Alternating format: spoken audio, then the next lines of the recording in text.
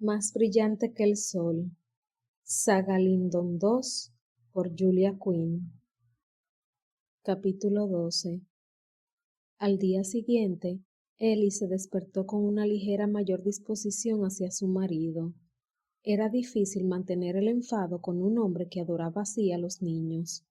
¿Que no se tomaba el matrimonio tan en serio como a ella le hubiera gustado?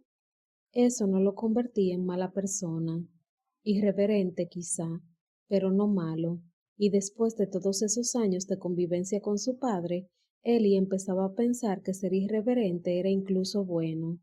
Obviamente, Charles todavía tenía que cambiar mucho antes de ser el marido en el que ella pudiera confiar a ciegas, pero, al menos, la excursión de la noche anterior con Judith había alimentado un poco las esperanzas de que podrían tener un matrimonio decente, aunque eso no quería decir que estuviera pensando en caer en su trampa e intentara seducirlo. Ellie no tenía ninguna duda de quién tendría el control de dicha situación. Se lo imaginaba perfectamente. Se acercaría para darle un beso, que era lo único que ella sabía hacer, y a los pocos segundos la seductora se habría convertido en seducida. Sin embargo, para ser justos, Charles había mantenido su palabra. Se había encargado de los asuntos financieros de Ellie para su mayor alegría, pues se moría de ganas de ponerse a trabajar. En algún momento de la noche, Charles había deslizado un papel por debajo de la puerta con toda la información que ella necesitaría para tomar las riendas de sus ahorros. Era de agradecer que se hubiera acordado, y Ellie decidió que, cada vez que quisiera estrangularlo, algo que sucedía con una frecuencia que ella esperaba que disminuyera con el tiempo, pensaría en su amabilidad. Se marchó a ver al nuevo abogado después de desayunar. No había tostadas, claro. La señora Stubbs se negaba rotundamente a hacerlas, algo que a Ellie le parecía un poco presuntuoso para una ama de llaves. Aunque claro, si lo único que podía esperar era otro cuadrado seco y quemado que pareciera como si algún día se hubiera originado de una rebanada de pan, estaría segura de que no merecía la pena discutir. Pero entonces recordó lo que había visto la noche anterior. Alguien había colocado la rejilla donde ella la había dejado. Si sabía lo que hacía, y estaba segura de que sí, en Wycombe Abbey podrían volver a comer tostadas deliciosas toda la vida. Se dijo que debía comprobarlo cuando volviera. El nuevo abogado de Ellie era un hombre de mediana edad llamado William Barnes, y era obvio que Charles le había dejado claro que su mujer estaría a cargo de sus finanzas. El señor Barnes era la educación personificada, e incluso expresó su gran respeto por los conocimientos y la visión de Ellie para los negocios. Cuando ella le dijo que invirtiera la mitad de sus ahorros en una cuenta conservadora y la otra mitad en el negocio del algodón, más arriesgado, el señor Barnes chasqueó la lengua como muestra de aprobación por el valor que Ellie daba a la diversificación. Era la primera vez que Ellie había podido reclamar crédito por sus expertas gestiones, y le pareció una sensación embriagadora. Le gustaba poder hablar por sí misma y no tener que empezar cada frase con «a mi padre le gustaría» o «mi padre cree que».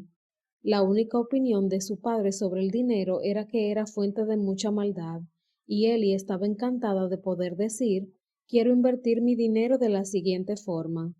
Imaginaba que la mayoría la considerarían excéntrica. Normalmente, las mujeres no gestionaban su propio dinero, pero no le importaba. De hecho, disfrutaba mucho de su recién descubierta independencia. Cuando regresó a Wycombe Abbey, estaba de buen humor y decidió esforzarse todavía más en convertir aquella gran propiedad en su casa. Sus esfuerzos dentro de aquellas paredes habían acabado en sonados fracasos, así que decidió pasar el día fuera y conocer personalmente a los arrendatarios. Era una aventura que valía la pena. Sabía que, a menudo, las relaciones entre dueño y arrendatarios marcaban la diferencia entre unas tierras prósperas y unas tierras pobres. Si algo había aprendido como hija del vicario, era a escuchar las preocupaciones de la gente y ayudarlos a encontrar soluciones a sus problemas. Como señora de esas tierras, su poder y posición serían mucho más elevados, pero estaba segura de que el proceso sería el mismo. Aquello sí que sabía hacerlo. aunque claro, también sabía arreglar hornos y cuidar rosas, y todo le había salido mal. Regresó poco después de mediodía y Rosjak la informó de que el conde había salido a dar un paseo a caballo. Daba igual, prefería conocer a los arrendatarios sin la imponente presencia del conde junto a ella. Helen sería una mejor compañía, y Ellie esperaba que aceptara. Y así fue. Cuando le encontró en el salón, Helen respondió: «Oh, encantada. He tenido que encargarme de eso yo sola durante años, y para serte sincera, creo que no se me da demasiado bien». «Bobadas», respondió Ellie con una sonrisa cómplice. «No, de veras, puedo llegar a ser muy tímida y nunca he sabido qué decirles». «Entonces no se hable más. Estoy encantada de asumir la responsabilidad, pero tendrás que acompañarme para guiarme». Cuando salieron, el aire era frío, pero el sol estaba en lo alto del cielo y brillaba con la promesa de una tarde cálida. Tardaron unos 20 minutos en llegar al primer grupo de casas. Ellie seguramente habría tardado 5 minutos menos, pero hacía tiempo que había aprendido a adaptar sus andares rápidos y desbocados al ritmo de los demás. «La primera casa es de Tom y Bessie Stilwell», dijo Helen. «Tienen un pequeño trozo de tierra donde siembran avena y cebada. La señora Stilwell también hace remiendos para ganarse unas monedas más». «Stilwell», repitió Ellie mientras anotaba el apellido en una pequeña libreta. «Avena, cebada, remiendos». Levantó la mirada. «¿Hijos?» «2, creo». «Ah, no. Espera, ahora son 3. Hace unos meses tuvieron una niña». Ellie llamó a la puerta y les abrió una mujer de unos 25 años. «Oh, señora Pallister, ¿cómo está?», le dijo a Helen casi disculpándose con la mirada. «No la esperaba. ¿Le apetece una taza de té? Me temo que no tengo galletas». «No se preocupe, señor Stilwell», respondió Helen. «No le hemos dicho que veníamos, de modo que no esperamos que nos reciba con todos los honores». «No, no, claro que no», respondió Bessie, que no parecía demasiado convencida. Miró a Ellie y empezó a ponerse nerviosa. Había oído que el conde se había casado y no se equivocaba al imaginar que Ellie era la nueva condesa. Esta decidió sacarla de dudas. «¿Cómo está, señor Stilwell?», dijo. «Soy la nueva condesa de Billington y es un placer conocerla». Bessie hizo una rápida reverencia y farfulló un saludo. Ellie se preguntó qué experiencias había tenido aquella gente con la aristocracia para estar tan nerviosos en su presencia. Dibujó su más cálida sonrisa y dijo: «Es la primera arrendataria que visito. Tendré que confiar en sus buenos consejos. Estoy segura de que sabrá decirme la mejor ruta si quiero visitar a todos los demás esta tarde».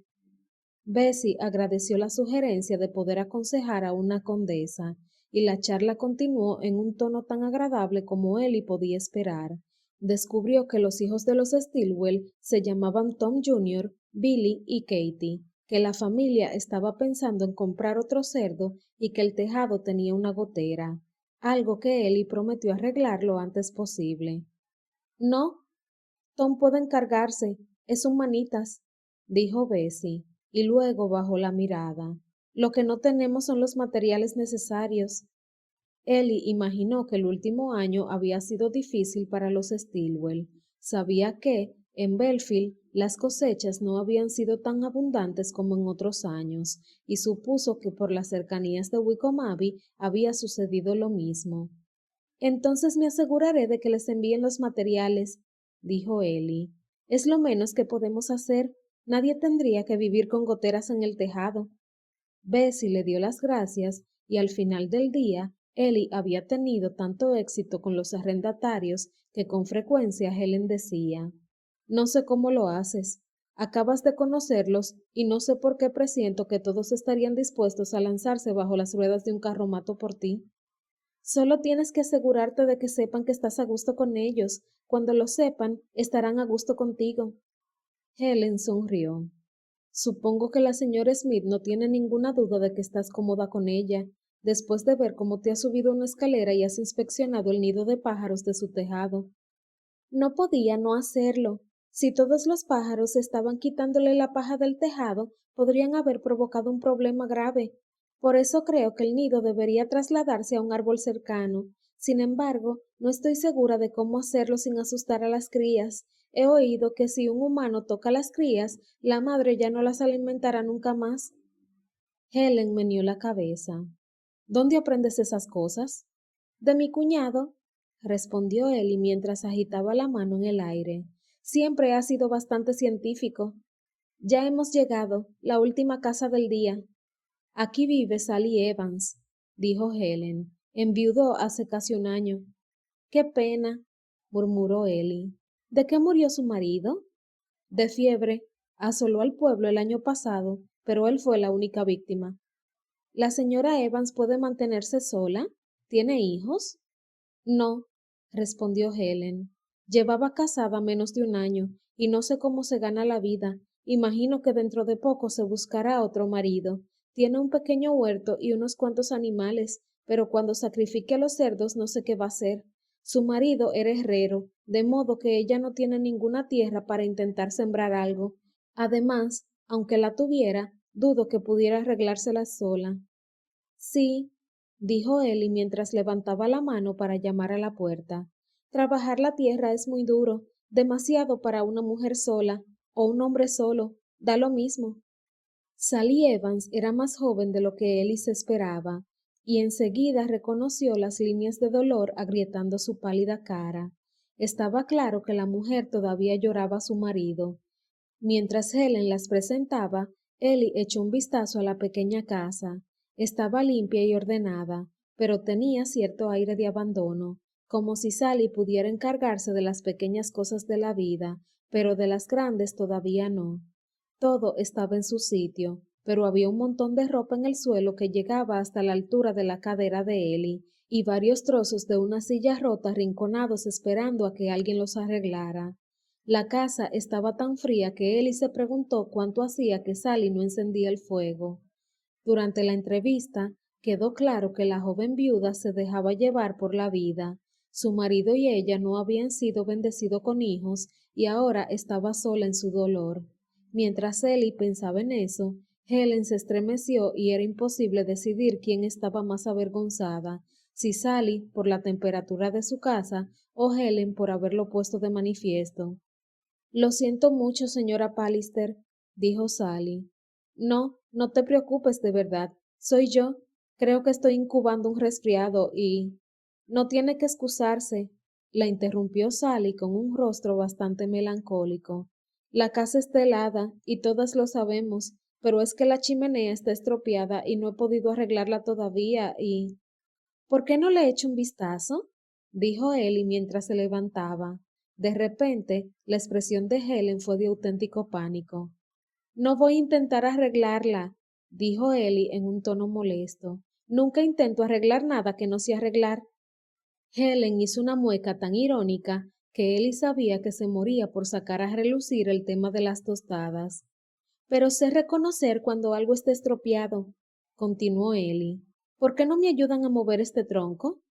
Sally se levantó de inmediato y al cabo de unos segundos, Ellie estaba de pie en la chimenea mirando hacia arriba y sin ver nada. Esto está oscuro como la noche, Sally. ¿Qué sucede cuando intentas encender el fuego? Que la casa se llena de humo negro, respondió la chica mientras le acercaba una lámpara. Mientras sus ojos se acostumbraban a la oscuridad, Ellie levantó la mirada y vio que el agujero de la chimenea estaba mugriento. En mi opinión, solo necesita una buena limpieza. Enviaremos a alguien de inmediato a hacerlo. Estoy segura que el conde estaría de acuerdo conmigo en que... ¿Estaría de acuerdo contigo en qué? Dijo una divertida voz desde la puerta. Ellie se quedó de piedra. A Charles no le iba a hacer ninguna gracia encontrársela con la cabeza metida en una chimenea. Charles, exclamó Helen. ¡Qué sorpresa! Ven y mira lo que... Me ha parecido oír la voz de mi encantadora esposa, la interrumpió él. Sally le respondió. Ha sido muy amable. La chimenea... ¿Qué? Ellie hizo una mueca y consideró seriamente escalar por el tubo de la chimenea. Eleanor, dijo él muy serio, sal de la chimenea ahora mismo. Ella vio unos pequeños escalones en la pared de piedra. Si subía uno o dos, no podría verla. —Eleanor —exclamó Charles enfadado. —Charles, ella solo —añadió Helen en tono conciliador.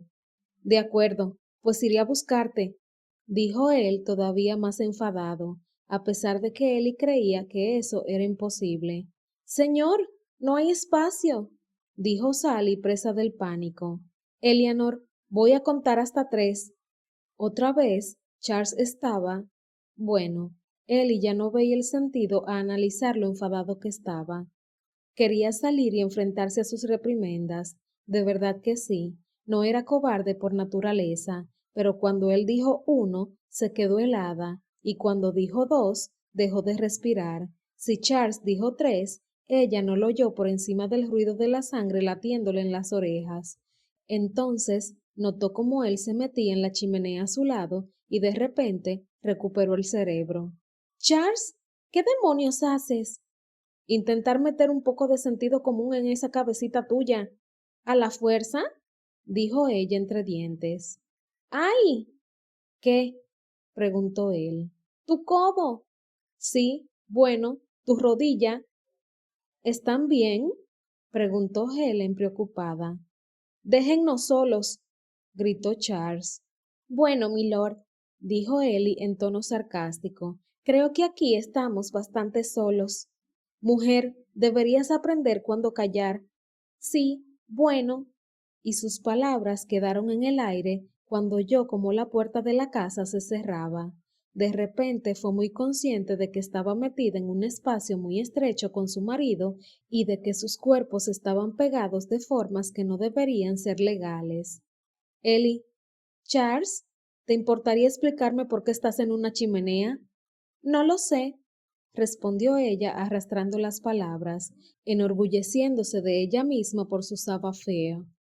¿Quieres decirme tú qué estás haciendo en una chimenea? Ellie, no pongas a prueba mi paciencia. Ella opinaba que ya habían dejado atrás la fase de las pruebas, pero fue lista y se guardó esos pensamientos para sí. Dijo, no había ningún peligro, por supuesto. Por supuesto, respondió él, y a Ellie le impresionó la cantidad de sarcasmo que le imprimió a esas 2 palabras. Hacer algo así era un talento.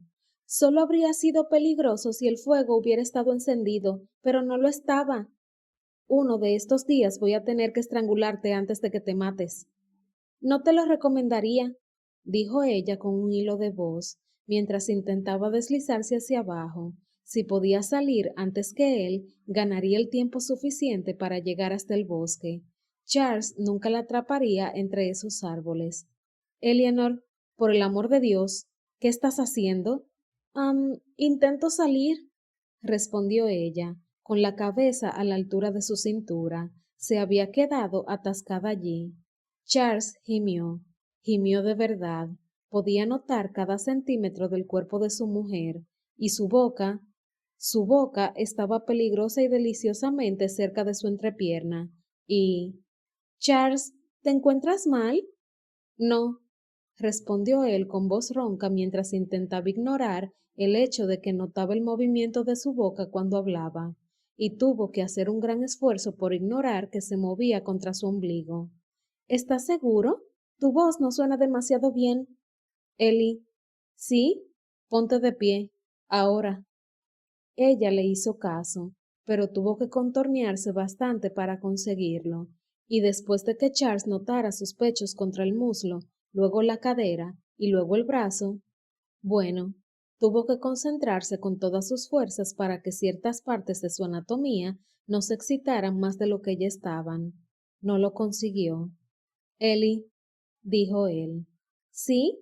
Volvía a estar de pie, lo que dejaba su boca en algún punto indeterminado de la parte baja de su cuello. Levanta la cabeza, solo un poco. ¿Estás seguro? Porque puede que quedemos encajados y... Ya estamos encajados. No podría deslizarme hacia abajo y... No te deslices hacia abajo. Ah, Charles respiró hondo, y entonces ella se movió. No fue un gran movimiento, solo un ligero contorneo de la cadera, pero bastó. y él la besó. No habría podido evitarlo ni siquiera si Francia hubiera estado invadiendo Inglaterra, ni tampoco si el cielo cayera sobre la tierra, ni tampoco si su maldito primo Cecil fuera a heredar hasta el último céntimo. La besó y volvió a besarla, y luego la besó otra vez, y luego, al fin, levantó la cabeza un segundo, solo un segundo para coger aire, y la confundida mujer consiguió hablar. ¿Por eso querías que levantara la cabeza? Le preguntó. Sí, ahora cállate. Volvió a besarla y habría hecho mucho más, pero estaban tan pegados que aunque lo hubiera intentado, no habría podido abrazarla. Charles, dijo ella cuando él se separó para tomar aire, tienes un talento especial para esto, ¿lo sabías? ¿Para besar? Preguntó ella, más encantada de lo que le habría gustado demostrar. No, para hablar cada vez que me separo para respirar. Ah, aunque lo de besar tampoco se te da mal, un poco más de práctica y serás excelente. Ella le dio un codazo en las costillas, todo un logro considerando que él no podía ni mover los brazos. No voy a morder el anzuelo, dijo ella. Lo que quería decir antes de tu paréntesis es que Helen y Sally Evans deben de estar muy preocupadas por nosotros. Imagino que curiosas, pero no preocupadas.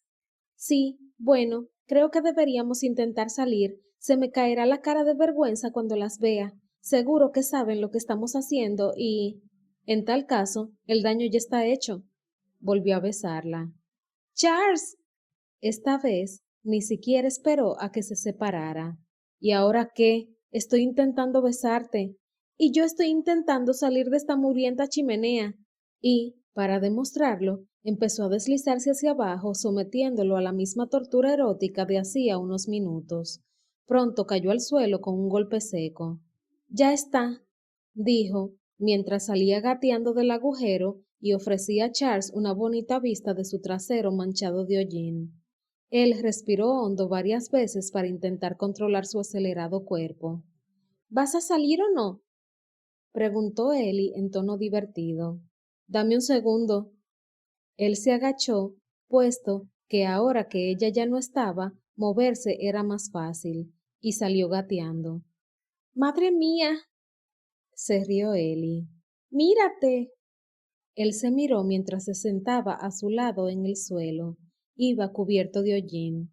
Tú también vas sucia, respondió él.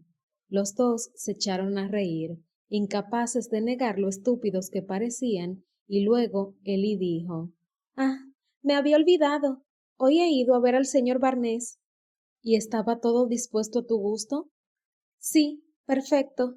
De hecho, ha sido muy emocionante poder encargarme de mis finanzas sin intermediarios, y también será de gran ayuda para ti. ¿Y eso? Querías una esposa que no interfiriera en tu vida, ¿verdad? Él frunció el ceño. Sí, supongo que lo dije. De acuerdo. Entonces es lógico creer que si tengo algo con que entretenerme, no te molestaré para nada. Él volvió a fruncir el ceño, pero no dijo nada. Ellie exhaló. Todavía estás enfadado conmigo, ¿verdad? No, respondió él con un suspiro. Pero tienes que dejar de hacer cosas potencialmente peligrosas. No era... Él levantó una mano. No lo digas, Ellie. Solo recuerda una cosa. Ahora estás casada. Tu bienestar ya no te concierne a ti sola. Lo que te hace daño a ti, me hace daño a mí, de modo que no quiero que corras más peligros innecesarios. Ellie se dijo que era lo más dulce que le habían dicho en la vida, y que si hubieran estado en casa, se habría lanzado a sus brazos sin pensarlo. Al cabo de unos segundos, dijo, ¿Cómo nos has encontrado? No ha sido difícil, solo he seguido el hilo de arrendatarios que hablaban maravillas de ti. Ella se sonrió. Creo que hoy he hecho un buen trabajo. Sí, respondió él con suavidad. Serás una magnífica condesa. Lo supe desde el principio. Arreglaré los daños que he provocado en casa. Lo prometo. He mirado en el horno y... No me digas que has vuelto a juguetear con el horno, dijo Charles, que parecía el hombre más furioso de Inglaterra. Dime lo que sea menos eso. Pero no quiero oírlo. Mañana quizá, pero hoy no. No tengo las fuerzas para darte la zurra que te mereces. ¿Zurra? repitió ella, al tiempo que erguía la espalda en un gesto de ofendida indignación. Sin embargo, antes de que pudiera añadir algo más, Helen abrió la puerta y asomó la cabeza. Menos mal que están afuera, dijo. Empezábamos a estar preocupadas. Sally estaba convencida de que se iban a quedar ahí metidos toda la noche. Te ruego que nos disculpes ante ella, dijo Ellie. Nos hemos comportado de forma abominable. Cuando su marido ni siquiera se molestó en farfullar algo, le dio una patada en el pie. Entonces dijo algo, pero, si era su mismo idioma, dijo unas palabras que Ellie jamás había oído. Ella se levantó y se arregló la falda, con lo que consiguió mancharse todavía más los guantes y sin mirar a nadie, dijo, Creo que deberíamos volver a Wickham Abbey, ¿no les parece? Helen asintió enseguida.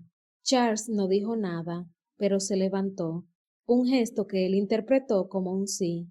Se despidieron de Sally y se marcharon. Él había venido con un pequeño carruaje, y después de pasarse todo el día andando, tanto Ellie como Helen lo agradecieron.